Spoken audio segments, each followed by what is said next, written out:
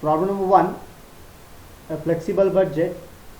It's a question paper problem which is asked in 3 years, that is 2008, 2009 and 2016. A manufacturing company has the production capacity of 20,000 units per annum. ಆ ಒಂದು manufacturing ಕಂಪನಿಗೆ 20,000 ಯೂನಿಟ್ಸ್ನ production ಮಾಡ್ತಕ್ಕಂಥ capacity ಇದೆ ಅಂತ ಹೇಳಿದ್ದಾರೆ.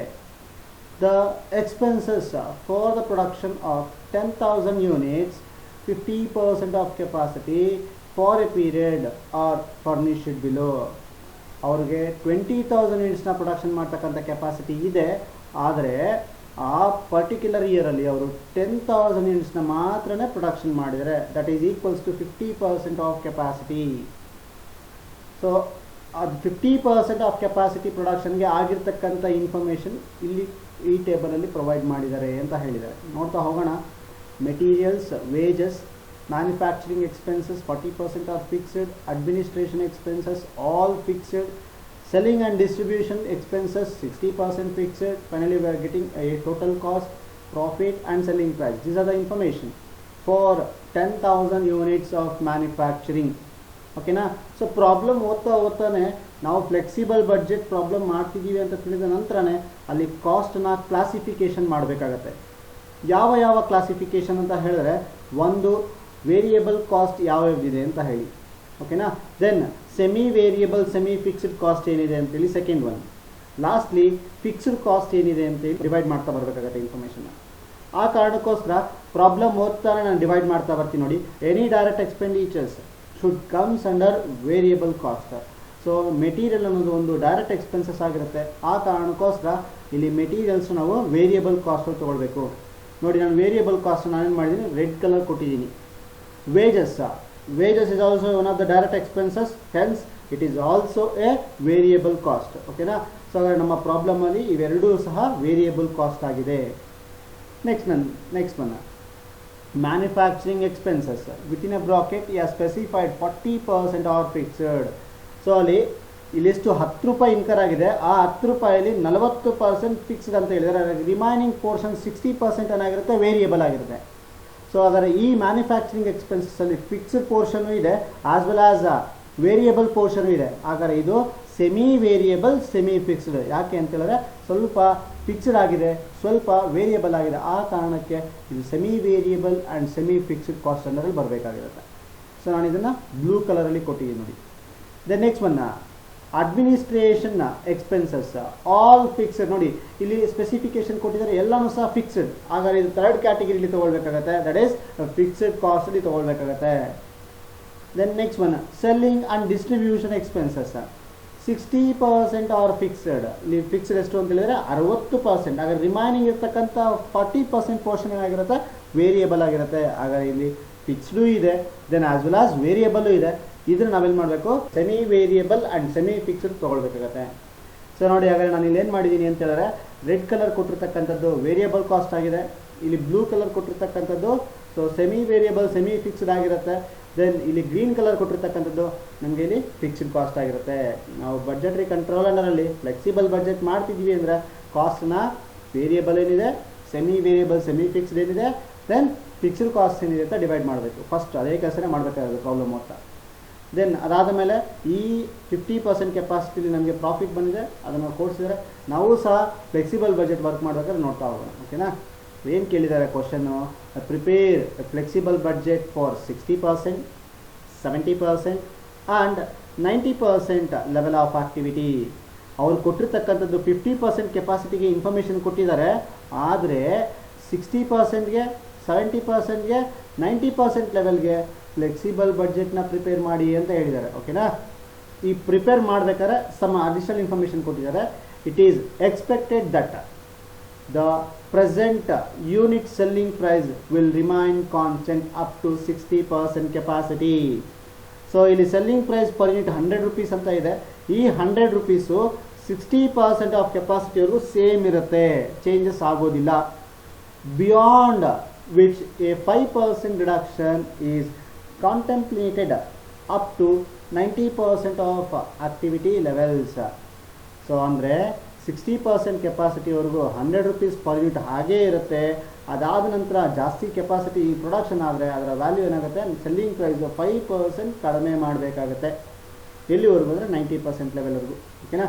So these are the information which is provided in the problem. By considering this we need to prepare the flexible budget for 60% capacity, 70% capacity and 90% capacity, and we have to consider this for the purpose of calculating a selling price and the profit.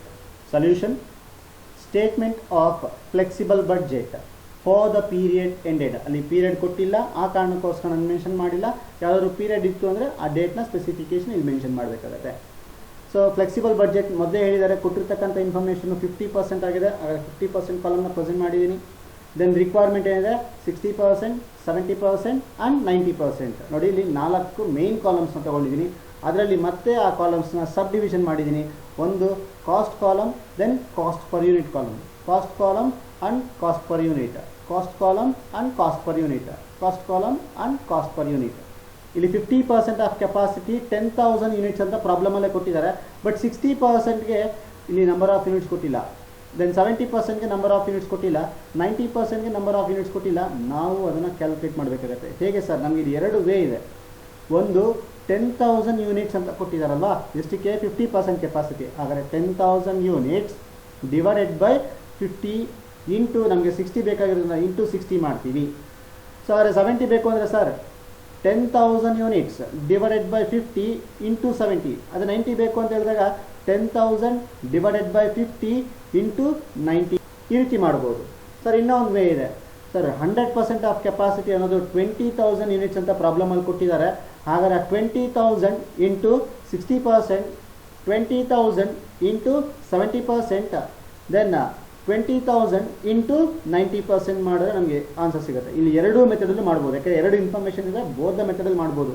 ಕೆಲವೊಂದು ಸರಿ ಏನು ಮಾಡ್ತಾರೆ ಅಂದರೆ 100% capacity ಎಷ್ಟು ಅಂತ ಕೊಡೋದಿಲ್ಲ. ಆಗ ನಾವೇನು ಮಾಡಬೇಕು, 10,000 divided by 50 into 60, 10,000 divided by 50 into 70, 10,000 divided by 50 into 90 ಇದೇ ರೀತಿಯೇ ಮಾಡಬೇಕಾಗತ್ತೆ. ಹಾಗಾದ್ರೆ ನೋಡ್ತಾ ಬರೋಣ ಎಷ್ಟು ಬರುತ್ತೆ ಅಂತ ಹೇಳಿ. ಸೊ 60% ಅಂತ ಹೇಳಿದಾಗ 12,000 ಯೂನಿಟ್ಸ್ನ ಮ್ಯಾನುಫ್ಯಾಕ್ಚರ್ ಮಾಡ್ತೀವಿ. 70% ಅಂತ ಹೇಳಿದಾಗ 14,000 ಯೂನಿಟ್ಸ್ನ ಮ್ಯಾನುಫ್ಯಾಕ್ಚರ್ ಮಾಡ್ತೀವಿ. 90% ಅಂತ ಹೇಳಿದಾಗ 18,000 ಯೂನಿಟ್ಸ್ನ ಪ್ರೊಡಕ್ಷನ್ ಮಾಡ್ತೀವಿ. ಇದಾದ ನಂತರ ನಾವು ನಮ್ಮ ಪ್ರಾಬ್ಲಮಲ್ಲಿ ಮಾರ್ಕ್ ಮಾಡಿರ್ತಕ್ಕಂಥ ಕಾಸ್ಟ್ನ ಕ್ಲಾಸಿಫಿಕೇಷನ್ನ ಬೇಸಿಸ್ ಮೇಲೆ ನಾವು ಇಲ್ಲಿ ಪ್ರೆಸೆಂಟ್ ಮಾಡ್ತಾ ಹೋಗೋಣ. ನಾನಿಲ್ಲಿ ಫಸ್ಟ್ ಕಾಸ್ಟ್ ಯಾವ್ದು ತೊಗೊಳ್ತೀನಿ ಅಂತ ಹೇಳಿದ್ರೆ, ಸೊ ವೇರಿಯಬಲ್ ಕಾಸ್ಟ್ನ ತೊಗೊಳ್ತೀನಿ. Number 1 variable over heads. ಏನಿದೆ ಸರ್ ನಮ್ಮ ಹತ್ರ ಎರಡು ಕೈಂಡ್ ಆಫ್ ಕಾಸ್ಟ್ ಇದೆ. ಅಲ್ಲಿ ನೋಡಿ, ಇಲ್ಲಿ 2 ಇನ್ಫಾರ್ಮೇಷನ್ ಇದೆ. ವೇರಿಯಬಲ್ ಅಲ್ವಾ, ಇಲ್ಲಿ ಕೊಟ್ಟಿರ್ತಕ್ಕಂಥದ್ದು ಪರ್ ಯೂನಿಟ್ ಇನ್ಫಾರ್ಮೇಷನ್ನು. ನಾವು ತೊಗೊಳ್ಬೇಕಾದ್ರೆ ಪರ್ ಯೂನಿಟ್ ಇನ್ಫಾರ್ಮೇಷನ್ನೇ ತೊಗೋಬೇಕು. ನೋಡ್ತಾ ಬನ್ನಿ. ಈಗ ಮೆಟೀರಿಯಲ್ ಎಷ್ಟು ಕೊಟ್ಟಿದ್ದಾರೆ ಪರ್ ಯೂನಿಟಲ್ಲಿ ಪ್ರಾಬ್ಲಮಲ್ಲಿ 40 ರೂಪೀಸ್ ಪರ್ ಯೂನಿಟ್. ನೋಡಿ, ಹಾಗಾದ್ರೆ ನಾನು ಪರ್ ಯೂನಿಟ್ ಕಾಲಮಲ್ಲಿ ಮಾತ್ರನೇ ಮೆನ್ಷನ್ ಮಾಡಿದ್ದೀನಿ. ಕೇರ್ಫುಲ್ಲಾಗಿ ಅರ್ಥ ಮಾಡ್ಕೋಬೇಕು ಇಲ್ಲಿ. ದೆನ್ 40 ರೂಪೀಸ್ ಇಂಟು 10,000 ಯೂನಿಟ್ಸ್ ಮಾಡಿದ್ರೆ ನಮಗೆ ಕಾಸ್ಟ್ ಕಾಲಮ್ ಬರುತ್ತೆ. ಎಷ್ಟು ಬರುತ್ತೆ? 4 lakh ರೂಪೀಸ್ ಬರುತ್ತೆ. ಅದೇ ರೀತಿ ಸೆಕೆಂಡ್ ವೇರಿಯಬಲ್ ಓವರ್ ಹೆಡ್ಸ್ ಇದೆ, ಯಾವುದು? ವೇಜಸ್ ಅಂತ ಇದೆ. ಸೊ ಹಾಗಾದರೆ ವೇಜಸ್ನ ತೊಗೊಳ್ತಿದ್ದೀನಿ. ವೇಜಸ್ ಅಲ್ಲಿ 20 ರೂಪೀಸ್ ಪರ್ ಯೂನಿಟ್ ಅಂತ ಕೊಟ್ಟಿದ್ದಾರೆ. ನಾನು ಪರ್ ಯೂನಿಟ್ ಕಾಲಮಲ್ಲಿ 20 ರೂಪೀಸ್ ಮೆನ್ಷನ್ ಮಾಡಿದ್ದೀನಿ. ಅದಾದ ನಂತರ 20 ರೂಪೀಸ್ ಇಂಟು 10,000 ಯೂನಿಟ್ಸ್ ಮಾಡಬೇಕಾಗತ್ತೆ. ಸೊ ಹಾಗಾದರೆ 2 lakhs ಬರುತ್ತೆ. ಈಗ ಇರ್ತಕ್ಕಂಥ ವೇರಿಯಬಲ್ ಓವರ್ ಹೆಡ್ಸ್ ಇಷ್ಟೇ. ಅವೆರಡೂ ಸಹ ಆ್ಯಡ್ ಮಾಡ್ತಾ ಹೋಗೋಣ. ನಮಗೆ ಟೋಟಲ್ ವೇರಿಯಬಲ್ ಓವರ್ ಹೆಡ್ ಸಿಗುತ್ತೆ. ಅದನ್ನು ನಾವಿಲ್ಲಿ ಎ ಅಂತ ಪ್ರೆಸೆಂಟ್ ಮಾಡಿದ್ದೀನಿ. ಓಕೆನಾ. ಸೊ ಹಾಗಾದರೆ ಎಷ್ಟು? 6 lakhs. ಸೊ ಹಾಗಾದರೆ 6 lakhs ಡಿವೈಡೆಡ್ ಬೈ 10,000 ಯೂನಿಟ್ಸ್ ಮಾಡಿದಾಗ ನಮಗೆ 60 ರೂಪೀಸ್ ಬರುತ್ತೆ. ಅಥವಾ 40 + 20 ಅಂತ ಮಾಡಿದಾಗೂ ಬರುತ್ತೆ ನಮಗೆ. ಕ್ಲಿಯರಾ? So this is a variable cost. Sir ಹಾಗಾದರೆ ಇಲ್ಲಿ ನಾವು 60%, 70%, 90% ಇಲ್ಲೇ ಮಾಡ್ಕೊಂಡು ಹೋಗ್ಬೋದಾ? ಅಟ್ ಪ್ರೆಸೆಂಟ್ ಈಗ ಬೇಡ. ಸೊ ಫಸ್ಟ್ ನಾವೇನು ಮಾಡ್ತೀವಿ, ಗಿವನ್ ಇನ್ಫಾರ್ಮೇಷನ್ನ ಫಸ್ಟ್ ಫಿಲ್ ಮಾಡೋಣ. ಅಂದರೆ ಅವರು 50% ಆಫ್ ಕೆಪಾಸಿಟಿಗೆ ಇನ್ಫಾರ್ಮೇಷನ್ ಕೊಟ್ಟಿದ್ದಾರೆ. ಹಾಗಾದರೆ ನಾನು ಫಸ್ಟ್ 50% ಆಫ್ ಕೆಪಾಸಿಟಿ ಮಾತ್ರ ಫಿಲ್ ಮಾಡ್ತೀನಿ. ಅದಾದ ಮೇಲೆ ರಿಕ್ವೈರ್ಡ್ ಇನ್ಫಾರ್ಮೇಷನ್ಗೆ ಹೋಗ್ತೀನಿ. ಯಾಕೆಂದರೆ ಇದನ್ನು ಕರೆಕ್ಟಾಗಿ ಕಲಿತ್ರೆ required information very easy. So ಹಾಗಾದರೆ ಸೆಕೆಂಡ್ ಆಕ್ಟಿವಿಟಿ ಯಾವುದನ್ನು ಕ್ಲಾಸಿಫಿಕೇಷನ್ ಮಾಡಿದ್ದೀನಿ ನನ್ನಲ್ಲಿ? So semi variable and semi fixed, ಅಂದರೆ ಎರಡೂ ಇರುತ್ತೆ. ಫಿಕ್ಸ್ಡು ಇರುತ್ತೆ and as well as fixed ಇರುತ್ತೆ, ಆಸ್ ವೆಲ್ ಆಸ್ ವೇರಿಯಬಲ್ ಇರುತ್ತೆ. ಅದರಲ್ಲಿ ಫಸ್ಟ್ ಒನ್ ನೋಡ್ತಾ ಬನ್ನಿ. ಕ್ವಶನಲ್ಲಿ ನೋಡಿ, ಇಲ್ಲಿ 2 ರೀತಿ ಆಫ್ ಇನ್ಫಾರ್ಮೇಷನ್ ಇದೆ. Semi variable, semi fixed. ಯಾವ್ಯಾವುದು ಅಂದರೆ, ಒಂದು ಮ್ಯಾನುಫ್ಯಾಕ್ಚರಿಂಗ್ ಎಕ್ಸ್ಪೆನ್ಸಸ್ಸು, ಇನ್ನೊಂದು ಸೆಲ್ಲಿಂಗ್ ಆ್ಯಂಡ್ ಡಿಸ್ಟ್ರಿಬ್ಯೂಷನ್. ಸೊ ಇದರ ಬೇಸಿಸ್ ಮೇಲೆ ನಾವು ವರ್ಕ್ ಮಾಡ್ತಾ ಹೋಗೋಣ ಈಗ. ಸೊ ಅದರಲ್ಲಿ ಫಸ್ಟ್ ಒನ್ ಮ್ಯಾನುಫ್ಯಾಕ್ಚರಿಂಗ್ ಎಕ್ಸ್ಪೆನ್ಸಸ್ ಎಷ್ಟು % ಫಿಕ್ಸ್ಡ್ ಅಂತ ಹೇಳಿದರೆ 40% ಫಿಕ್ಸ್ಡ್ ಅಂತ ಹೇಳಿದರೆ, ಹಾಗಾದ್ರೆ ಫಿಕ್ಸ್ಡ್ 40% ಫಿಕ್ಸ್ಡ್ ಆಗಿದ್ರೆ ರಿಮೈನಿಂಗ್ ಪೋರ್ಷನ್ ಏನಾಗಿರುತ್ತೆ 60%. ಆ 60% ಏನಾಗಿರುತ್ತೆ ವೇರಿಯಬಲ್ ಆಗಿರುತ್ತೆ. ಆ ಕಾರಣಕ್ಕೆ ವೇರಿಯಬಲ್ ಈಸ್ 60%. ಪ್ರಾಬ್ಲಮಲ್ಲಿ ಇನ್ಫಾರ್ಮೇಷನ್ ಏನು ಕೊಟ್ಟಿದ್ದಾರೆ ಸರ್, ಅಲ್ಲಿ 10 rupees ಅಂತ ಕೊಟ್ಟಿದ್ದಾರೆ ಅಲ್ವಾ, ನೋಡಿ ಬೇಕಾರೆ ನೋಡಿ 10 rupees ಅಂತ ಕೊಟ್ಟಿದ್ದಾರೆ. ಈ 10 rupees ಅಲ್ಲಿ 40% ಫಿಕ್ಸ್ಡ್ ಅಂದರೆ 4 rupees ಫಿಕ್ಸ್ಡು, ರಿಮೈನಿಂಗ್ 6 rupees ಏನಾಗುತ್ತೆ ವೇರಿಯಬಲ್ ಆಗುತ್ತೆ. ನೋಡಿ ಆನ್ಸರ್ ಹತ್ರ. ಸೊ 10 rupees ಅಂತ ಕೊಟ್ಟಿದ್ದಾರೆ ಕ್ವಶನ್ ಅಲ್ಲ ಅಲ್ವಾ, ಹಾಗಾದ್ರೆ 10 rupees into 40% 4 rupees, 10 rupees into 60% 6 rupees ಬರುತ್ತೆ. ಹಾಗಾದರೆ ಈಗ 4 rupees ಇಂಟು 10,000 ಯೂನಿಟ್ಸ್, ಸೊ ನಮಗೆ 40,000. 6 rupees into 10,000 units 60,000. So second information ಏನು ಕೊಟ್ಟಿದ್ದಾರೆ ಅಲ್ಲಿ, selling and distribution over heads ಅಲ್ವಾ. ಸೊ ಹಾಗಾದ್ರೆ ಅಲ್ಲಿ ನಿಮಗೆ ಇನ್ಫಾರ್ಮೇಷನ್ ಹೇಳಿದ್ದಾರೆ 60% ಫಿಕ್ಸ್ಡ್ ಅಂತ ಕೊಟ್ಟಿದ್ದಾರೆ. ಯಾವುದರ ಮೇಲೆ, ಅಲ್ಲಿ ಕೊಟ್ಟಿರ್ತಕ್ಕಂಥ ಪರ್ ಯೂನಿಟ್ 5 rupees ಮೇಲೆ. ಸೊ ನೋಡ್ತಾ ಬನ್ನಿ, ಈಗ ನಾನು ವರ್ಕ್ ಮಾಡ್ತಾ ಹೋಗ್ತೀನಿ. 60% ಫಿಕ್ಸ್ಡ್, 40% ವೇರಿಯಬಲ್, ಓಕೆನಾ. ಸೊ ಹಾಗಾದ್ರೆ 5 rupees ಇಂಟು 60 rupees ಮಾಡಬೇಕಾಗತ್ತೆ, 3 rupees ಬರುತ್ತೆ. ದೆನ್ ಅಗೇನ್ ಅದೇ 5 rupees ಇಂಟು 40% ಮಾಡ್ತೀವಿ, 2 rupees ಬರುತ್ತೆ. ಈಗ ಇಲ್ಲಿ ಪರ್ ಯೂನಿಟ್ ಇದೆ, ಇದು ನಂಬರ್ ಆಫ್ ಯೂನಿಟ್ಸ್ ಜೊತೆ ಮಲ್ಟಿಪ್ಲಿಕೇಶನ್ ಮಾಡಿದ್ರೆ ನಮಗೆ ಕಾಸ್ಟ್ ಬರ್ತಾ ಹೋಗುತ್ತೆ. 3 rupees ಇಂಟು 10,000, ಸೊ 30,000 rupees ಬರುತ್ತೆ. 2 rupees ಇಂಟು 10,000 ಯೂನಿಟ್ಸ್ 20,000 rupees ಬರುತ್ತೆ. ಇನ್ನು ಯಾವುದಾದ್ರೂ ಸೆಮಿ ವೇರಿಯಬಲ್ ಓವರ್ ಹೆಡ್ಸ್ ಇದೆಯಾ, ಇಲ್ಲ. ಹಾಗಾದರೆ ಇಷ್ಟು ಸಹ ಟೋಟಲ್ ಮಾಡಿಕೊಂಡ್ರೆ ನಮಗೆ total semi variable and semi fixed cost ಸಿಗುತ್ತೆ. ಸೊ ಎಷ್ಟು ಬರುತ್ತೆ ನೋಡ್ತಾ ಹೋಗೋಣ. ನೋಡಿ ಇಲ್ಲಿ ಬಿ ಅಂತ ಕರೀತೀನಿ ಇದನ್ನು, ಸೆಕೆಂಡ್ ಹೆಡ್ಡಿಂಗ್ನ. That is 1,50,000. ಹಾಗಾದರೆ 1,50,000 ಡಿವೈಡೆಡ್ ಬೈ 10,000 ಯೂನಿಟ್ಸ್ ಅಂತ ಮಾಡಿದಾಗ ನನಗೆ ಪರ್ ಯೂನಿಟ್ ಸಿಗುತ್ತೆ, ದಟ್ ಈಸ್ 15 rupees. ಅದಾದ ನಂತರ ಇನ್ನು ಉಳ್ಕೊಂಡಿರ್ತಕ್ಕಂಥ ಒಂದೇ cost, that is fixed cost. Third main heading is fixed cost. So ಹಾಗಾದ್ರೆ ಫಿಕ್ಸ್ಡ್ ಕಾಸ್ಟಲ್ಲಿ ಫಸ್ಟ್ ಒನ್ ಏನಿದೆ ಇಲ್ಲಿ, ಅಡ್ಮಿನಿಸ್ಟ್ರೇಷನ್ ಎಕ್ಸ್ಪೆನ್ಸಸ್. ಸೊ ಎಷ್ಟಿದೆ ಅಲ್ಲಿ ಪ್ರಾಬ್ಲಮಲ್ಲಿ ನೋಡಿ, ಚೆಕ್ ಮಾಡಿ. ಸೆಲ್ಲಿಂಗ್ ಪ್ರೈಸ್ ಪರ್ ಯೂನಿಟ್ ಅಂತ ಪ್ರಾಬ್ಲಮಲ್ಲಿ ಅಡ್ಮಿನಿಸ್ಟ್ರೇಷನ್ ಎಕ್ಸ್ಪೆನ್ಸಸ್ ಆಲ್ ಫಿಕ್ಸ್ಡ್ ಅಂತ ಹೇಳಿ 5 rupees ಅಂತ ಕೊಟ್ಟಿದ್ದಾರೆ. ಹಾಗಾದ್ರೆ 5 rupeesನ ಪರ್ ಯೂನಿಟ್ ಕಾಲಮಲ್ಲಿ ತೊಗೊಳ್ತಿದ್ದೀನಿ. 5 rupees ಇಂಟು 10,000 ಯೂನಿಟ್ಸ್ ಅಂತ ಮಾಡಿದಾಗ ನನಗೆ 50,000 rupees ಬರುತ್ತೆ. ಇಲ್ಲಿ ಫಿಕ್ಸ್ಡ್ ಕಾಸ್ಟ್ ಅಂತ ಇರತಕ್ಕಂಥ ಒಂದೇ ಇನ್ಫಾರ್ಮೇಷನು, ಹಾಗಾದ್ರೆ ಅದನ್ನೇ ಟೋಟಲ್ ಮಾಡಿ ತಗೋಣ. Total fixed cost that is C ಅಂತ ತಗೊಳ್ಳೋಣ. 50,000 and 5 rupees per unit.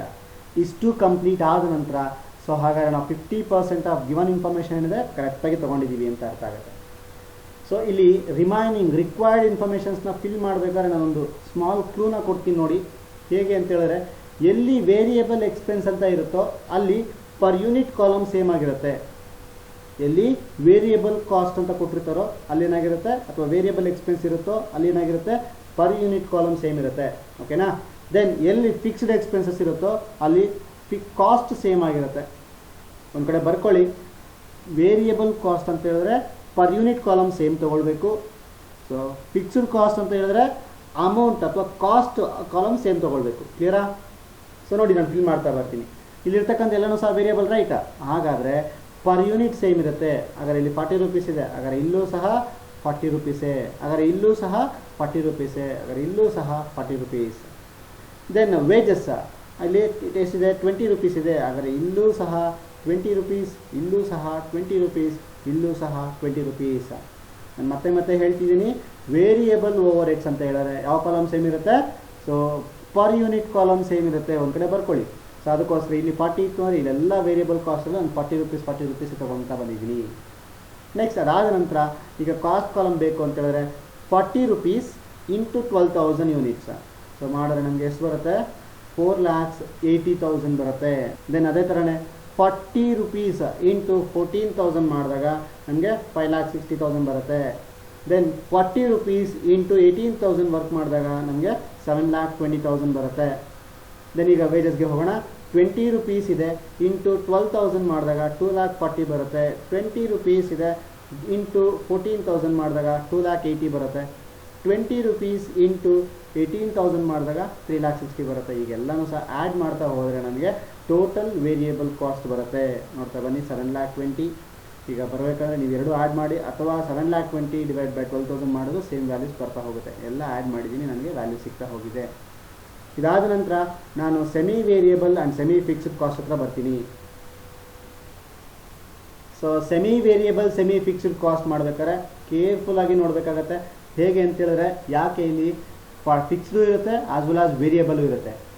As A shed earlier, fixed ಅಂತ ಹೇಳಿದ್ರೆ ಯಾವ್ದು ತೊಗೊಳ್ಬೇಕು, ಅಮೌಂಟ್ ಕಾಲಮ್ ಸೇಮ್ ತೊಗೊಳ್ಳಿ, ಓಕೆನಾ. ವೇರಿಯಬಲ್ ಅಂತ ಹೇಳಿದ್ರೆ ಯಾವ್ದು ತೊಗೊಳ್ತೀರಾ, ಸೊ ಇಲ್ಲಿ ಪರ್ ಯೂನಿಟ್ ಕಾಲಮ್ ಸೇಮ್ ತೊಗೊಳ್ತೀರಾ. ಅರ್ಥ ಆಯ್ತಾ ಕಾನ್ಸೆಪ್ಟು. ಫಿಕ್ಸ್ಡ್ ಅಂತ ಹೇಳಿದ್ರೆ ಯಾವ್ದು ತೊಗೊಳ್ಬೇಕು, ಅಮೌಂಟ್ ಕಾಲಮ್ ಅಥವಾ ಕಾಸ್ಟ್ ಕಾಲಮ್ ಅಂತ ಏನಿದೆ ಅದನ್ನು ಸೇಮ್ ತೊಗೊಳ್ಳಿ. ವೇರಿಯಬಲ್ ಅಂತ ಹೇಳಿದ್ರೆ ಪರ್ ಯೂನಿಟ್ ಕಾಲಮ್ನ ತೊಗೊಳ್ಳಿ. ಸೊ ಇಲ್ಲಿ ಫಿಕ್ಸ್ಡ್ ಅಂತ ಕೊಟ್ಟಿದ್ದಾರೆ, ಹಾಗಾದರೆ ಇಲ್ಲಿ ನಾವು ಅಮೌಂಟ್ನ ಕಾಲಮ್ ಸೇಮ್ ತೊಗೊಳ್ತೀನಿ. ನೋಡಿ ಇಲ್ಲಿ 40,000 ಇದೆ, ಹಾಗಾದರೆ ಇಲ್ಲೂ ಸಹ 40,000, ಇಲ್ಲೂ ಸಹ 40,000, ಇಲ್ಲೂ ಸಹ 40,000. ದೆನ್ ವೇರಿಯಬಲ್ ಅಂತ ಹೇಳಿದರೆ ಯಾವ ಕಾಲಮ್ ತೊಗೊಳ್ಬೇಕು, ಪರ್ ಯೂನಿಟ್ ಕಾಲಮ್. ಇಲ್ಲಿ ಎಷ್ಟಿದೆ, 6 ರೂಪೀಸ್ ಇದೆ, ಹಾಗಾದರೆ ಇಲ್ಲಿ 6 ರೂಪೀಸ್, ಇಲ್ಲೂ ಸಹ 6 ರೂಪೀಸ್, ಇಲ್ಲೂ ಸಹ 6 ರೂಪೀಸ್. ದೆನ್ ಹಾಗಾದರೆ ಇಲ್ಲೂ ಸಹ ಅಷ್ಟೇ ಫಿಕ್ಸ್ಡ್ ಅಂತ ಇಲ್ಲಿ ಹೇಳಿದ್ರು, ಆಗ ನೀವೇನು ಮಾಡ್ತೀರಾ, ಅಮೌಂಟ್ ಕಾಲಮ್ ಅಥವಾ ಕಾಸ್ಟ್ ಕಾಲಮ್ ಸೇಮ್ ಮಾಡ್ತೀರಾ. ದೆನ್ ಇಲ್ಲಿ ವೇರಿಯಬಲ್ ಅಂತ ಹೇಳಿದಾಗ ಪರ್ ಯೂನಿಟ್ ಕಾಲಮ್ ಸೇಮ್ ಮಾಡ್ತೀರಾ. ಆ ಕಾರಣಕ್ಕೆ ಇಲ್ಲಿ ಅಮೌಂಟ್ ಅಂತ ಬಂದಾಗ ನೀವೇನು ಮಾಡ್ತೀರಾ, 30,000 ಇದೆ, ಇಲ್ಲೂ ಸಹ 30,000, ದೆನ್ ಇಲ್ಲೂ ಸಹ 30,000, ದೆನ್ ಇಲ್ಲೂ ಸಹ 30,000. ಸೊ ಇಲ್ಲಿ ವೇರಿಯಬಲ್ ಕಾಸ್ಟ್ ಅಂತ ಕೊಟ್ಟಿದ್ದಾರೆ, ಹಾಗಾದರೆ ಪರ್ ಯೂನಿಟ್ ಕಾಲಮ್ ಸೇಮ್ ಇರುತ್ತೆ. ಇಲ್ಲಿ 2 ರೂಪೀಸ್ ಇದೆ, ಹಾಗಾದರೆ ಇಲ್ಲೂ ಸಹ 2 ರೂಪೀಸ್, ಇಲ್ಲೂ ಸಹ 2 ರೂಪೀಸ್, ದೆನ್ ಇಲ್ಲೂ ಸಹ 2 ರೂಪೀಸ್. ಈಗ ನಾವು ಇದನ್ನು ಫಿಲ್ ಮಾಡ್ತಾ ಹೋಗೋಣ. ಇಲ್ಲಿ 40,000 ಅಂತ ಅಮೌಂಟ್ ಇದೆ, ಹಾಗಾದರೆ ನಮಗೆ ಪರ್ ಯೂನಿಟ್ ಬೇಕು ಅಂದರೆ ನಂಬರ್ ಆಫ್ ಯೂನಿಟ್ಸ್ ಎಷ್ಟಿದೆ, 12,000 ಇದೆ. 40,000 ಡಿವೈಡೆಡ್ ಬೈ 12,000 ವರ್ಕ್ ಮಾಡಿದ್ರೆ ನಮಗೆ ಇಲ್ಲಿ ಪರ್ ಯೂನಿಟ್ ಸಿಗುತ್ತೆ. ಸೊ ಹಾಗಾದರೆ 40,000 ಇದೆ ಡಿವೈಡೆಡ್ ಬೈ 14,000 ಅಂತ ಇದೆ, ನಮಗೆ ಪರ್ ಯೂನಿಟ್ ಸಿಗುತ್ತೆ. 40,000 ಡಿವೈಡೆಡ್ ಬೈ 18,000 ಮಾಡಿದ್ರೆ ನಮಗೆ ಪರ್ ಯೂನಿಟ್ ಕಾಲಮ್ ಸಿಗುತ್ತೆ. ಎಲ್ಲಿದೆ ಸರ್ ಅಂತ ಹೇಳಿದ್ರೆ ನಮಗೆ ಇಲ್ಲಿ ನಂಬರ್ ಆಫ್ ಯೂನಿಟ್ಸ್ ನಾನು ಮೊದಲೇ ಹೇಳಿದ್ದೀನಿ, 70% ಎಷ್ಟು ಯೂನಿಟ್ ಪ್ರೊಡಕ್ಷನ್ ಆಗಿದೆ ನಿಮಗೆ ಟಾಪ್ ಕಾಲಮ್ಸಲ್ಲಿ ನೋಡಿದ್ರೆ ನಿಮಗೆ ಸಿಗುತ್ತೆ. ದೆನ್ ಇಲ್ಲಿ ನಮಗೆ ವರ್ಕ್ ಮಾಡಬೇಕಾದ್ರೆ ಪರ್ ಯೂನಿಟ್ ಸಿಕ್ಕಿದಲ್ವಾ, ಹಾಗಾಗಿ ನಾವು ಇಲ್ಲೇನು ಮಾಡಬೇಕು, multiplication with the number of units. 6 rupees into 12,000 units, so ನಮಗೆ 72,000 ಬರುತ್ತೆ. 6 ರೂಪೀಸ್ ಇಂಟು 14,000 ಮಾಡಿದ್ರೆ ನಮಗೆ ಪರ್ ಯೂನಿಟ್ ಸಿಗುತ್ತೆ. 6 ರೂಪೀಸ್ ಇಂಟು 18,000 ವರ್ಕ್ ಮಾಡಿದಾಗ ನಮಗೆ ಇಲ್ಲಿ ಟೋಟಲ್ ಅಮೌಂಟ್ ಸಿಗುತ್ತೆ.